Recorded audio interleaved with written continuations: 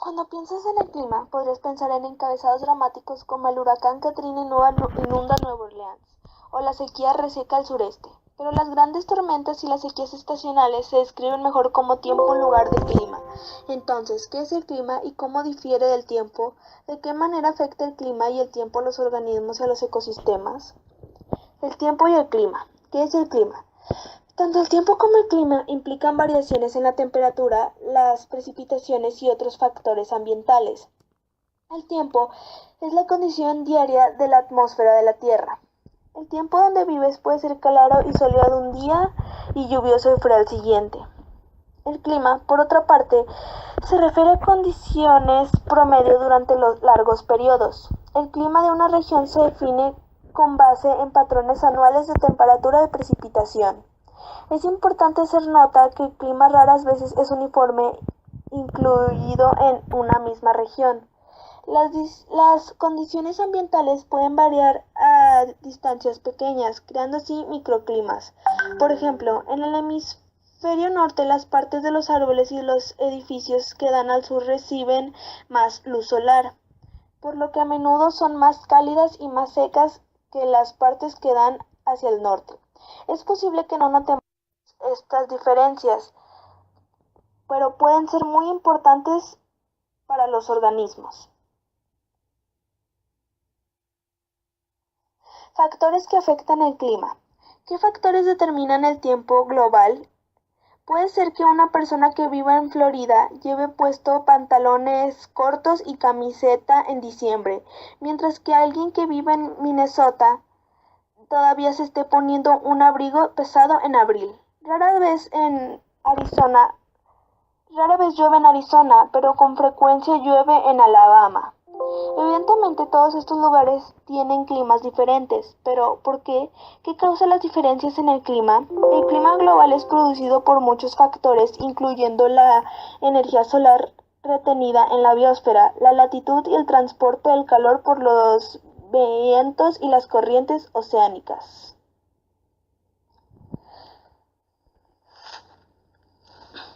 La energía solar y el efecto invernadero.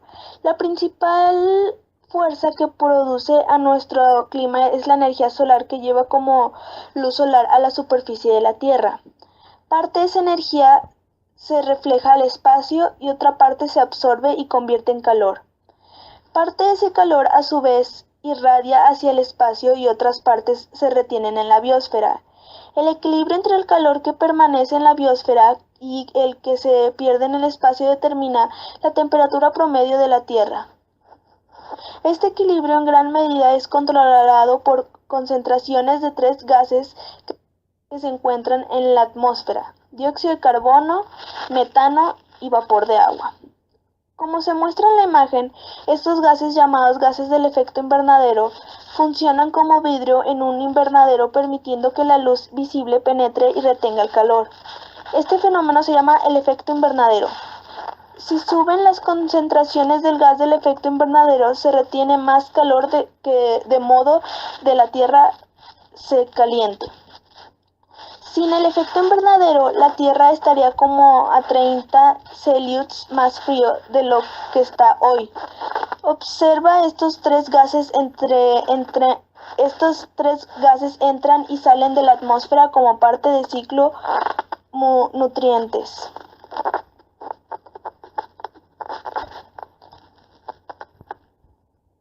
Latitud y energía solar. Cerca del ecuador la energía solar es intensa, ya que el sol está casi directamente sobre la cabeza de la persona al mediado de todo el año. Por eso las regiones ecuatoriales son por lo general tan cálidas como se muestra en la imagen. La curvatura de la Tierra provoca que se extienda la misma cantidad de energía solar sobre un área mucho más amplio cerca de los polos que cerca del ecuador. Así, las áreas polares de la Tierra reciben anualmente energía solar menos intensa y por lo tanto menos calor del Sol. Estas diferencias en la distribución del calor crean tres zonas climáticas diferentes: tropical, templada y polar. La región tropical o el trópico, que incluye el Ecuador, se localiza en los 23.5 grados de latitud norte y 23.5 grados de latitud sur. Esta zona recibe la luz solar casi directa todo el año. Esta zona recibe la luz solar directa casi todo el año. A un y otro lado de la zona tropical están las dos zonas templadas, entre los 23.5 grados y 66.5 grados de latitud norte y de latitud sur. Las zonas polares se encuentran fuera de la zona templada entre los 65 grados y 90 grados de latitud norte y sur. Las zonas templadas polares reciben cantidades de energía solar muy diferentes en las distintas épocas del año a causa de que el eje solar llega a diferentes regiones en ángulos que varían del verano al invierno. El sol es más bajo en el cielo durante el invierno en las zonas templadas y polares. Los días son más cortos y la energía solar es menos intensa.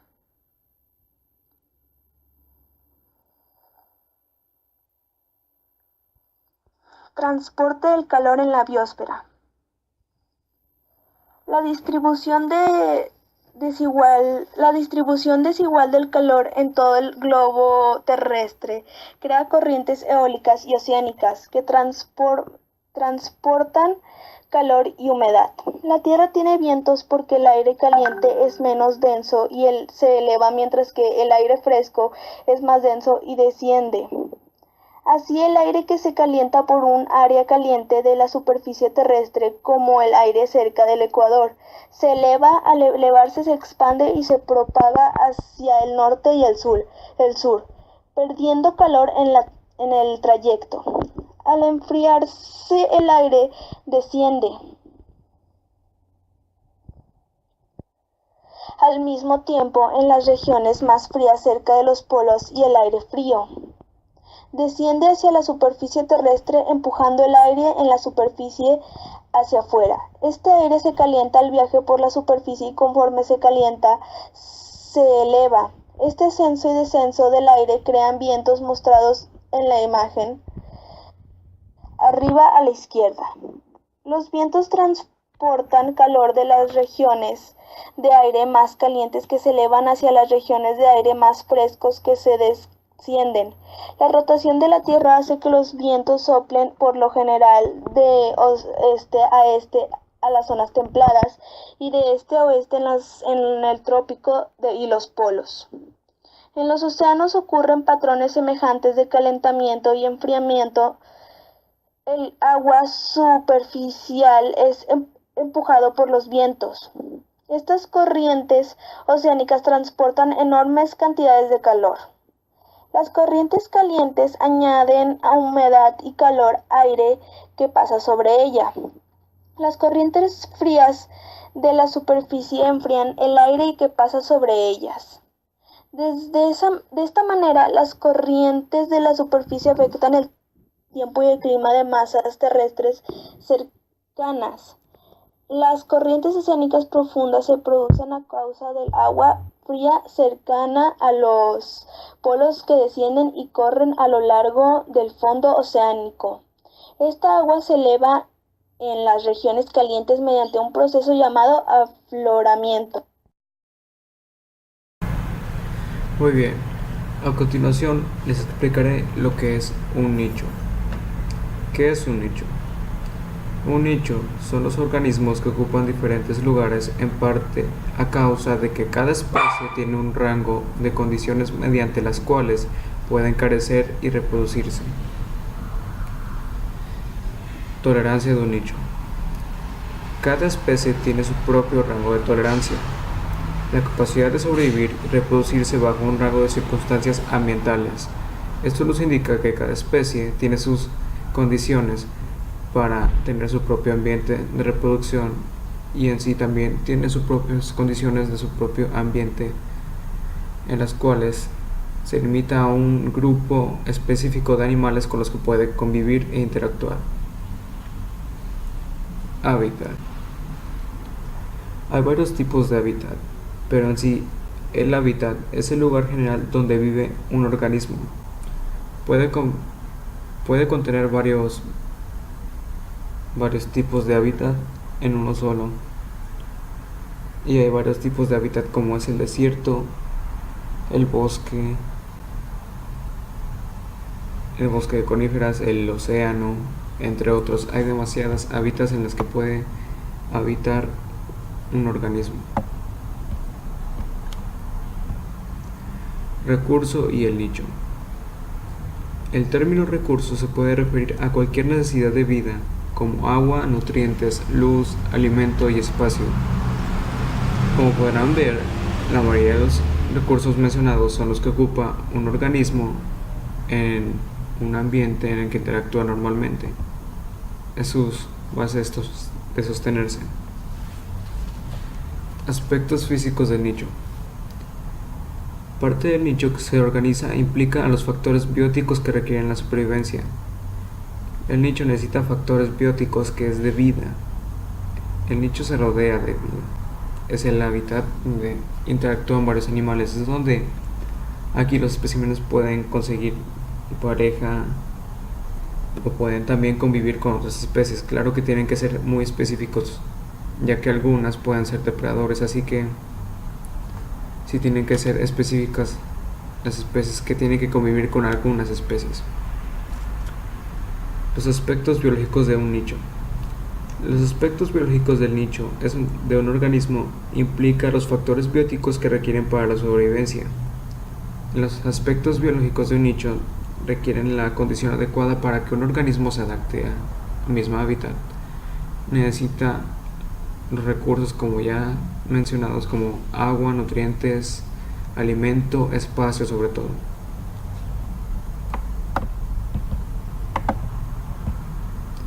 Competencia. Cuando los organismos tratan de usar el mismo recurso ecológico limitado en el mismo lugar al mismo tiempo, ocurre la competencia. La competencia puede ocurrir tanto en miembros de la misma especie, así como entre miembros de diferentes especies. Esto ocurre más que nada entre depredadores y presas, donde no pueden convivir en el mismo hábitat como se ha mencionado anteriormente. Ellos necesitan un espacio donde ambos tengan suficientes recursos en los que puedan sostenerse. A continuación les explicaré lo que es la depredación, el herbivorismo y la especie clave. La relación de depredador y presa es una relación en que el animal captura a otro animal y se alimenta de éste. Se le denomina como depredación. Es aquí donde existe un objetivo en específico para una especie. De esta es la base de su alimento. Relación herbívoro-planta. Esta interacción es en la que un animal se alimenta de productos. Los productos serían los que se dan en ambiente biótico. Sería como lo que vemos en la mayor parte de los ambientes bióticos, que son las plantas. En esta, los organismos herbívoros se alimentan de ella y son la base de su alimentación. Especie clave. Los cambios en la población de una especie o especie clave provocan cambios dramáticos en la estructura de una comunidad.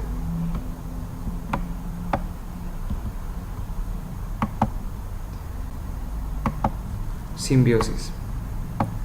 Esto es la convivencia de dos especies, se le llama simbiosis, significa vivir juntos. En la simbiosis se corrompe lo que es la relación depredador y presa, ya que aquí se convive entre dos organismos. Pueden ser de diferentes especies o de una sola especie, pero esto trata de que puedan convivir sin dañarse o afectarse entre ellos, claro. También está el mutualismo. El mutualismo es un tipo de relación que beneficia a ambas especies. Es como aquí una convivencia entre dos animales que se benefician mutuamente. El parasitismo. Esta es la relación en la que un organismo vive en el interior o encima de otro organismo y le hace daño. En esta ocasión tenemos la relación del parasitismo. En esta solo se beneficia un individuo, que es el que está afectando al individuo del que se alimenta, por así decirlo. Bien, tenemos el ejemplo del mosquito. El mosquito se alimenta de la sangre que tenemos nosotros humanos o de algunos otros animales. Pero algunos mosquitos pueden llegar a afectar porque algunos son portadores de algunas enfermedades. Y por último está el comensalismo. El comensalismo es la relación que solo beneficia a uno, el otro no recibe beneficio ni prejuicio. En esto, solamente una especie recibe beneficio. Al otro espécimen no le afecta en nada y no le beneficia en nada, solamente es donde uno sale con el beneficio. Pero en sí se beneficia mejor el que está aplicando el comensalismo, ya que el que no recibe nada pues simplemente tendrá que arreglárselas por sí solo, por así decirlo.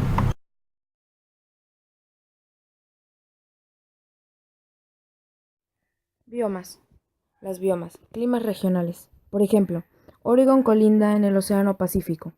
Las corrientes frías del océano que influyen del norte a sur ocasionan que los veranos en esa región sean más fríos comparados con otros lugares en la misma latitud.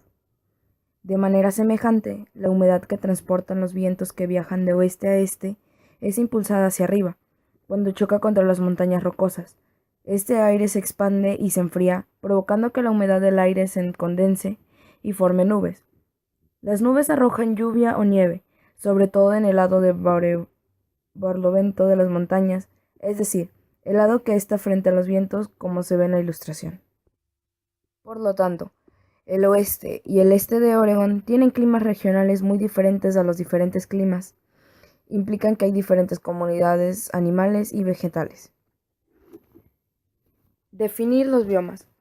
Los ecólogos clasifican los ecosistemas terrestres de la Tierra en, por lo menos, 3 diferentes grupos de comunidades de climas regionales llamados biomas.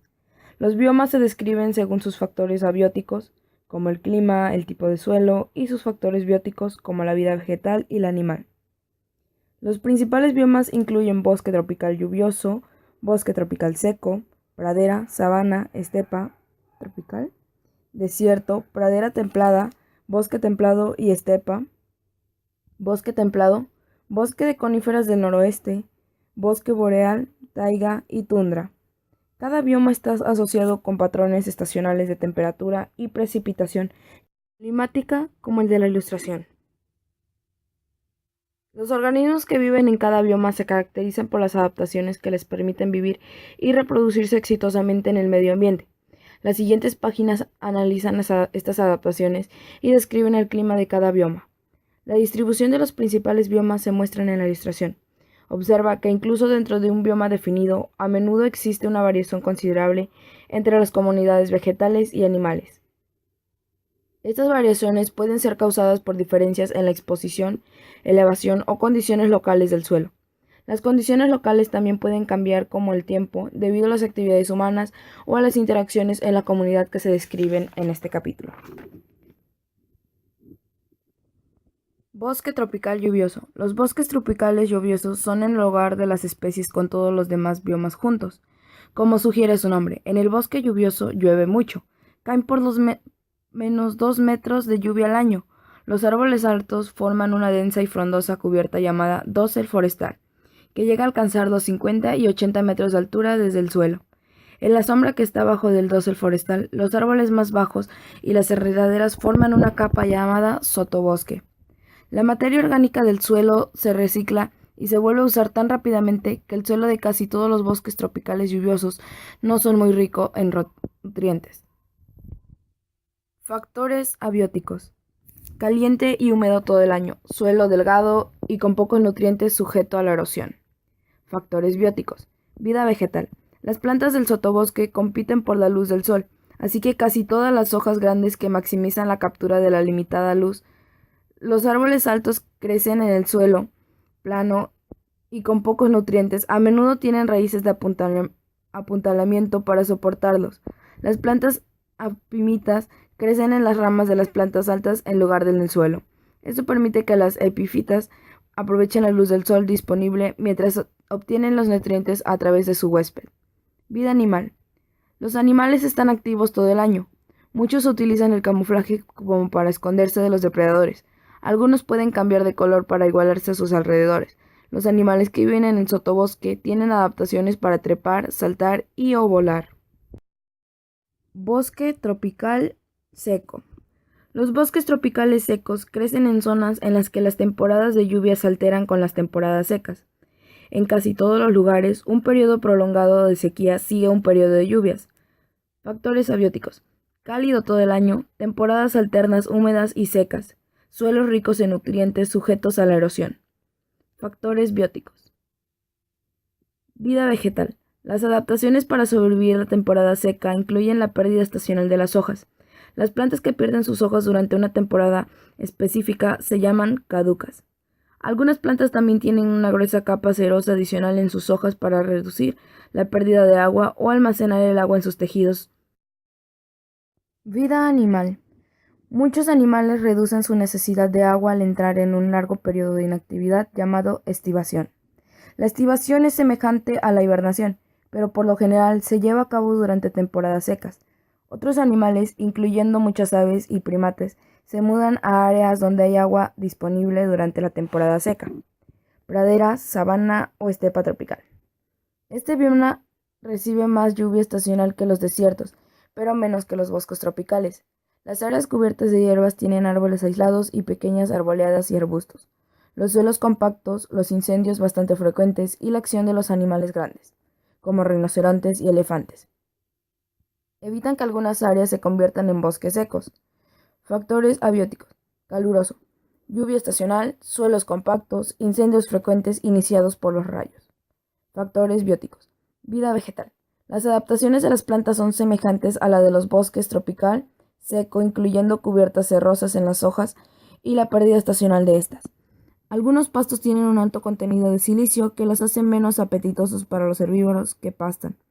Además, a diferencia de la mayoría de las plantas, los pastos crecen desde sus bases y no desde sus puntas, así que pueden seguir creciendo después de ser plantados. Vida animal. Muchos emigran durante la temporada seca en busca de agua y algunas más pequeñas excavan madrigueras y permanecen alternadas durante la temporada seca. Desierto. Los desiertos obtienen menos de 25 centímetros de precipitación al año, pero fuera de eso varían mucho, dependiendo de su elevación y latitud. Muchos desiertos pasan por cambios extremos a la temporada diaria que altera entre fría y caliente. Factores abióticos. Poca precipitación, temperaturas variables, suelos ricos en minerales, pero con pocas materias orgánicas. Factores bióticos. Vida vegetal. Muchas plantas, incluyendo los cactus, almacenan agua en sus tejidos y minimizan el área de la superficie de sus hojas para reducir la pérdida de agua. Las espinas de los cactus en realidad son hojas modificadoras. Muchas plantas de desierto realizan formas especiales de fotosíntesis para poder abrir los poros de sus hojas solo durante la noche, lo que les permite conservar la humedad en días calientes y secos. Vida animal. Muchos animales del desierto obtienen el agua que necesitan de sus alimentos para evitar las horas más calurosas del día. Muchos son nocturnos, solo están activos durante la noche. Sus grandes y alargadas orejas y otras extremidades, o a menudo, tienen muchos vasos sanguíneos cerca de la superficie, así pierde calor temporal y regula su temperatura. Pradera templada. Llanuras y praderas con suelos fértiles alguna vez cubrieron amplias zonas de la región central y del medio oeste de Estados Unidos. Los incendios periódicos y el intenso pastoreo de los herbívoros mantuvieron a las comunidades vegetales dominadas por los pastos. Hoy en día casi todo se ha convertido en terreno agrícola, porque su suelo es rico en nutrientes e ideal para el cultivo. Raíces abióticas. Veranos templados a calientes, inviernos fríos, precipitación estacional moderada, suelos fértiles, incendios esporádicos. Factores bióticos. Vida vegetal. Plantas de pradera, sobre todo pastos que crecen desde su base y que son resistentes al pastoreo y al fuego. La dispersión de las semillas por el viento es común en este medio ambiente despejado. La estructura de las raíces y los hábitos de crecimiento de las plantas nativas de la pradera ayudan a establecer y conservar el profundo, rico y fértil mantillo. Vida animal. Debido a que las praderas templadas son ambientes tan despejados y expuestos, la depredación es una amenaza constante para los animales pequeños. El camuflaje y la construcción de madrigueras son dos adaptaciones protectoras habituales. Bosque templado y estepa. En los bosques abiertos, las grandes áreas de pastos y flores silvestres, como las amapolas, están intercaladas con robles y otros árboles. Las comunidades que son más estepas que bosques se conocen como chaparrales. Las plantas densas y cortas que tienen aceites inflamables hacen que el fuego sea una amenaza constante. Factores abióticos. Veranos secos y calientes, inviernos húmedos y fríos, suelos delgados y un poco nutrientes, incendios periódicos. Factores bióticos. Vida vegetal. Las plantas de este bioma se han adaptado a la sequía. Las plantas leñosas del chaparral tienen duras hojas cerrosas, que resisten la pérdida del agua. La resistencia al fuego también es importante, aunque las semillas de algunas plantas necesitan del fuego para germinar. Vida animal. Los animales suelen ser exploradores, lo que significa que llevan dietas variadas de pastos, hojas, arbustos y otras vegetaciones. En la estepa expuesta, el camuflaje es común. Bosque templado. Los bosques templados están expuestos principalmente por árboles caducos y coníferas de hojas permés. Los árboles coníferos o coníferas producen conos donde se encuentran las semillas y casi todas tienen hojas en forma de aguja y están cubiertas de una sustancia cerosa que ayuda a reducir la pérdida de agua. Estos bosques tienen inviernos fríos, en las plantas brotan del suelo y florecen. Los suelos fértiles a menudo son ricos en humus, un material que se forma de las hojas y otros materiales orgánicos en descomposición. Factores abióticos. Inviernos fríos o moderados. Veranos templados, precipitación todo el año, suelos fértiles. Factores bióticos.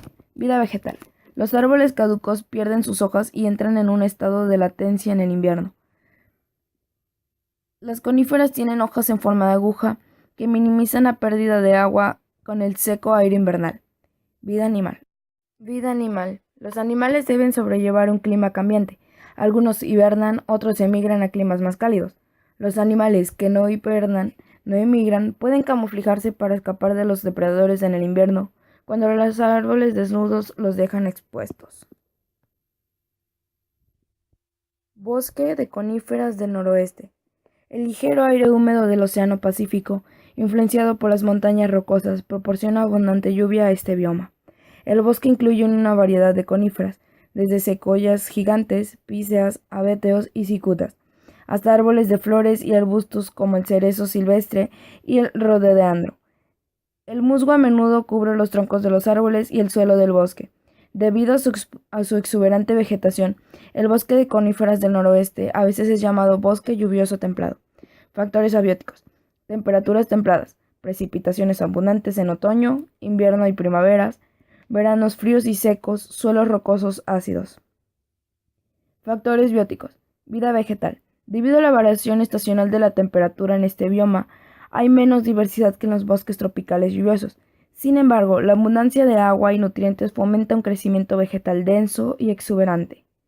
Son habituales las adaptaciones que permiten a las plantas obtener a la luz del sol. Los árboles aquí están entre los más altos del mundo. Vida animal. El camuflaje permite que los insectos y los mamíferos que viven en el suelo eviten la depredación. Muchos animales son exploradores, es decir, llevan una dieta variada, una ventaja en un medio ambiente en que la vegetación cambia en cada estación. Bosque boreal taiga. Los densos bosques de coníferas de hojas perennes que están a lo largo de la orilla norte de la zona templada se llaman bosques boreales o taigas. Los inviernos son tremendamente fríos, pero los veranos son templados y duran lo suficiente para derretir el suelo. La palabra boreal proviene de la palabra griega que designa el norte, lo que refleja el hecho de que los bosques boreales se presentan casi siempre en la parte norte del hemisferio norte. Otras áreas terrestres. ¿Qué áreas no se pueden clasificar fácilmente en uno de los principales biomas? Algunas zonas terrestres no recaen naturalmente en alguno de los principales biomas, debido a que no se pueden definir fácilmente como una comunidad típica de plantas y animales. Las cordilleras y los casquetes polares, por lo general, no se clasifican en biomas. Cordilleras. En todos los continentes y en muchos biomas existen cordilleras. En las montañas, las condiciones varían con la elevación del valle a la cumbre, la temperatura de las precipitaciones, la exposición del viento y los tipos de suelo cambian y también lo hacen los organismos.